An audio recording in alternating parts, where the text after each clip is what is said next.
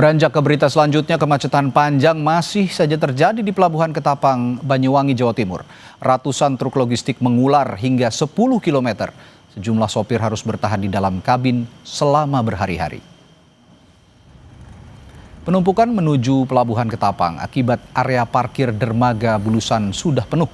Truk dengan tonase di atas 35 ton diwajibkan antre lebih lama sebelum diizinkan masuk ke dermaga penyeberangan.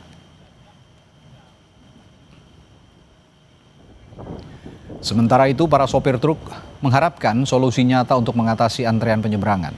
Penambahan armada menjadi harapan utama agar distribusi logistik antar pulau kembali normal dan roda ekonomi tidak tertahan di pelabuhan. Cuma maju sebentar, berhenti lagi, otomatis kan solar kita kan juga ini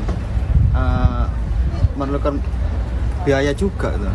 Sedangkan dari kantor nggak ada apa-apa itu. Jadi kita ke rumah itu takutnya dimarahin sama istri, nggak dapat uang pulang gitu. Ada solusi lah biar nggak terlalu lama kemacetan seperti ini kan, gitu. Solusinya gimana? Itu makanya nggak ada solusi gimana penyelesaiannya biar cepet normal lagi gitu loh. Informasi terkini dari kejadian kemacetan panjang di Pelabuhan Banyuwangi, kita tanyakan jurnalis Kompas TV Dwi Rendra di sana. Rendra, berapa lama sopir harus menunggu untuk antre menyeberang dan seperti apa kerugian mereka akibat keterlambatan penyeberangan ini? Ya, selamat malam Radhi dan pemirsa di rumah. Saat ini situasi di Pelabuhan Ketapang masih terpantau ramai hingga membuat antre panjang sopir truk besar. Dan masa tunggu sopir untuk melakukan penyeberangan, khususnya untuk truk logistik dengan tonase di atas 35 ton, mencapai hingga 2 hari. Mereka harus antre di dermaga Bulusan sebelum melakukan penyeberangan. Dan sopir mengeluh karena mereka harus mengeluarkan biaya lebih seperti biaya makan, minum untuk menunggu di pelabuhan. Dan tak hanya itu, sopir juga mengeluh dengan kurangnya fasilitas kamar mandi yang berada di dermaga Bulusan. Dan lebih dari itu, sopir juga mengeluh terkait BBM pengeluaran yang semakin boros.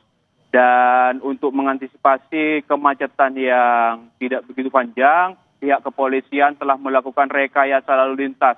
Sedangkan pihak ASDP terus melakukan percepatan bongkar muat.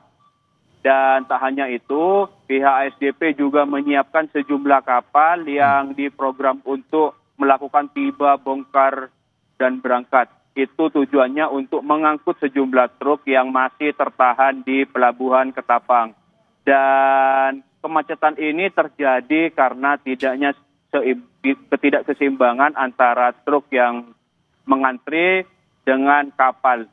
Dan perlu diketahui saat ini ada 11 kapal yang tersedia di Pelabuhan Ketapang. Namun hanya ada 9 kapal yang beroperasi khusus untuk muatan truk dengan tonase di atas 35 ton. Dan sedangkan kendaraan mobil pribadi, bus, dan pejalan kaki masih bisa melakukan penyeberangan lintas Jawa Bali tanpa harus mengantri.